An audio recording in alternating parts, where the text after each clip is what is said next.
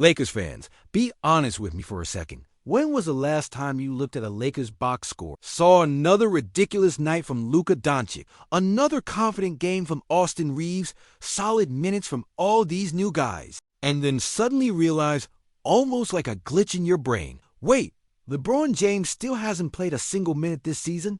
That strange mix of pride and how the team is performing and uneasiness about what's going on with Lebron is exactly what we're talking about today. Welcome back to Lakers News Fan Report.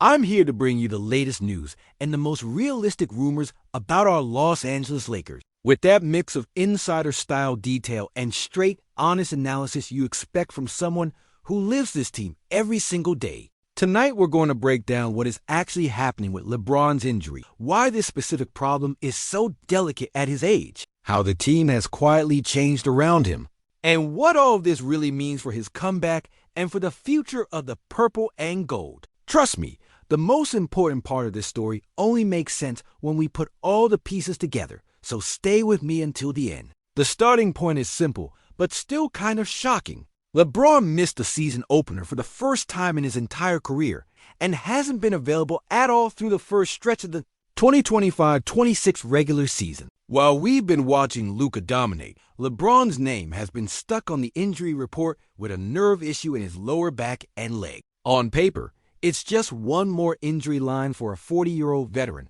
on an expiring $50 plus million contract. In reality, it's a much bigger question because this isn't a rolled ankle. It isn't a minor hamstring tweak, and it's not the kind of thing you just play through for 82 games without consequences. Meanwhile, on the court, the Lakers are not just surviving, they're building something real. Luka Doncic is playing exactly like the front office hoped when they bet the future on him. He's controlling the pace, running the offense, and putting up the kind of numbers that keep him in every early season MVP conversation. Austin Reeves looks more and more like a legit first-time all-star, not just a role player who fits nicely next to a superstar. DeAndre Ayton is given the team size and scoring touch. Jake LaRavia is knocking down open looks and doing the dirty work. And Marcus Smart is bringing toughness, veteran leadership, and defensive edge. You watch this team, and you don't see a group holding its breath, waiting for LeBron to come save them. You see a team trying to prove it can carry the regular season load while the oldest active player in the league takes care of his body. But that success creates a new kind of tension. On one side, you have comfort. The Lakers look like a legitimate factor in the Western Conference, even without LeBron on the floor. On the other side, you have concern. This is LeBron James we're talking about. Still one of the smartest and most impactful players in the game when he's right, dealing with a nerve problem that is connected directly to age and mileage. He's been in the league for over 2 decades, logging playoff runs, finals trips, Olympic summers, and a workload almost no one in NBA history can compare to. So when you hear sciatica and nerve instead of sore back or tight muscle, it rings differently. It doesn't just make you ask, when is he coming back? It makes you ask, how will he look when he comes back, and how long can this hold up? To really understand what's going on, we need to translate the medical stuff into something we can actually picture. Sciatica is not a random word they throw around to sound serious. It's basically a set of symptoms caused by irritation of the sciatic nerve, which is one of the biggest nerves in your body. That nerve is formed by several roots that come out of the lower part of your spine, travel through your hip and glute area, and then go all the way down your leg. When a disc in your lower back bulges or herniates and presses on that nerve, it can send sharp, shooting pain down from your lower back or buttock, sometimes below the knee. It can also cause numbness, tingling, and even weakness in the muscles that nerve controls. For a regular person, that might mean trouble sitting, walking, or leaning forward. For LeBron James, that can mean the difference between sliding over to cut off a drive or arriving half a step late and watching someone score at the rim. Now add age to that equation. If you look at the general population, a lot of people start developing lumbar disc problems in their late 30s and early 40s. It's not automatically a career-ending situation, but it's more common than people think. If you took 1,000 healthy 40-year-olds with no major back complaints and put them through an MRI, a huge chunk of them would already show bulging discs. The difference is that most of those people aren't being asked to jump, sprint, twist, and absorb contact at NBA speed for months on end. For an athlete like Lebron, who's been playing high-level basketball nonstop for over 20 years, every little bit of wear and tear is magnified. His legendary durability doesn't give him a free pass on biology. The margin for error is just a lot smaller now. That's why the Lakers' medical staff and performance team have taken such a cautious, step-by-step approach. This is not, he feels okay, let him go. They have to see that he can jog without pain, that he can do pull work without a flare-up, that he can ramp up into running, cutting, sliding, jumping, and then wake up the next day without that nerve screaming again. They're not only tracking how much pain he feels, they're checking strength levels in specific muscle groups, comparing them to where he was before, making sure there isn't a significant weakness that might force him to compensate and injure something else. The big fear with this kind of injury isn't just the nerve itself. It's what happens if he tries to protect that area and ends up putting extra stress on his knees, hips, or ankles. While all that testing and rehab has been happening behind closed doors, the team identity on the floor has quietly shifted. This is clearly Luka's team in the regular season. The ball is in his hands, the game slows down to his rhythm, and everyone else is learning where to cut, where to spot up, and how to read the floor around him. Austin Reeves is growing into a trusted secondary creator, taking pressure off Luka, hitting big shots, and showing more confidence in attacking mismatches. Ayton has had nights where he looks like the interior presence this team has been missing. LaRavia and Smart are filling in all the little gaps that don't always show up in highlights but absolutely show up in wins. And floating over all of this is the contract question. LeBron on an expiring deal, Luka locked in long-term, Reeves hitting his prime years, and a front office that has to think about now and the next era at the same time. Before we get to the key update that everyone wants to hear, I want to pull you into the conversation as a fan. What would you rather see? LeBron rushing back to the court now at something like 80% of his physical capacity just to help in early season games, or LeBron taking his time, sitting out a little longer, if that means giving himself the best chance to be as close as possible to 100% when the playoffs roll around? Drop your opinion in the comments right now. Do you prioritize every possible regular season win, or are you willing to sacrifice some short-term comfort if it means preserving the best version of LeBron for May and June? Now, let's get to the part that really changes the tone of this whole story. After weeks of controlled workouts, careful ramp-up, and individual drills, LeBron finally reached a milestone that truly matters. He got back into full-contact 5-on-5 practice, and the Lakers did something very intentional with that step.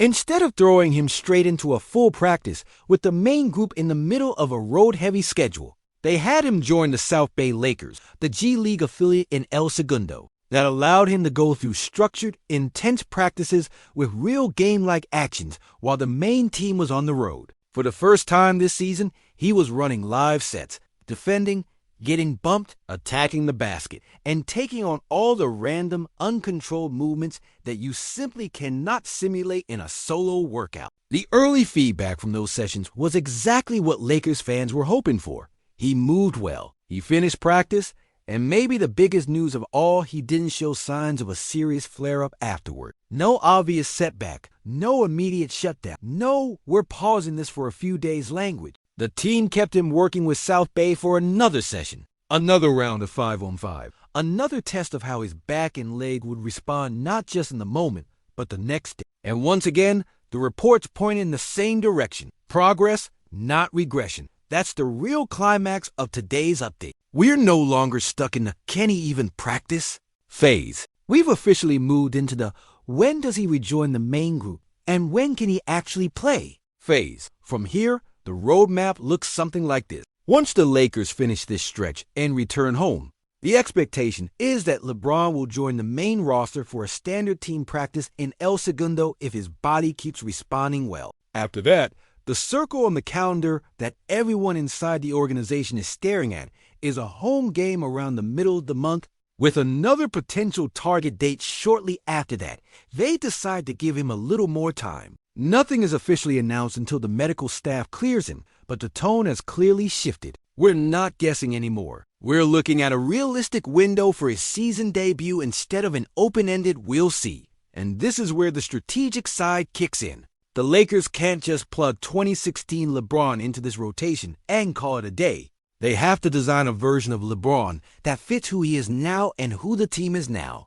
That probably means shorter bursts of playing time early on, more targeted minutes in second and fourth quarters, and a role that leans more into his brain than his legs. Let Luka handle the nightly grind of creation, usage, and pace. Let LeBron become the ultimate connector and mismatch hunter, posting up smaller defenders, attacking switches, orchestrating half-court possessions in crunch time, and destroying teams that try to hide weaker defenders on him. He doesn't need to lead the league in minutes for this to work. He just needs to be healthy enough to tilt the floor when it matters most. From a financial and roster-building perspective, this stretch is going to shape a lot of private conversations in the front office. If Reeves keeps ascending, if Luka keeps playing like a true franchise anchor, and if the supporting cast proves it can execute under pressure, the leverage around LeBron's next contract becomes more complicated. You never just move on from a player of his status without going to the absolute limit to find a solution that works. He's not only a legend of the game,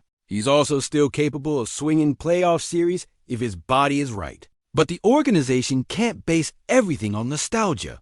Age, availability, and the risk of this nerve issue coming back if he's overused all have to be weighed. What happens over the next few months, how often he plays, how well he moves, how many rest nights he needs, will play a massive role in deciding what kind of deal even makes sense for both sides. There's also the emotional angle that no spreadsheet can capture. When big-name commentators go on national shows and say they'd rather see LeBron retire than watch him hang on past his peak, it hits the fan base in a very personal way. Some fans get angry and defensive. Others quietly admit they've thought the same thing. At the same time, when you listen to what his teammates say, especially the younger guys, the tone is totally different. They talk about how much easier the game feels when he's on the floor, how much they learn just from watching how he reads a defense, how he manipulates angles, how he talks them through situations. Inside the building, the respect is still sky high. So you've got this tension between outside voices pushing the "is it time for him to go?" narrative and the internal belief that he still has real winning basketball left in him if the Lakers manage his body the right way. On the floor, if this version of LeBron is physically stable, the possibilities are honestly exciting. Imagine lineups with Luka, Reeves, LeBron, Ayton, and LaRavia, size, shooting, playmaking, and basketball IQ everywhere. Picture late-game scenarios where LeBron screens for Luka, forces a switch, and either rolls into space against a smaller guard or lets Luka attack a slower big on the perimeter. Think about empty corner pick and rolls with LeBron as the ball handler and Luka spaced out, or vice versa. A healthy LeBron doesn't just add one more scorer. He adds a problem-solving brain that can pick apart playoff defenses possession by possession. That's what makes this injury update so important. It's not just about getting him back for the sake of it. It's about whether the Lakers can actually unlock that next playoff gear. Of course, the risk doesn't magically disappear just because he had a couple of good practices. Nerve issues can be unpredictable.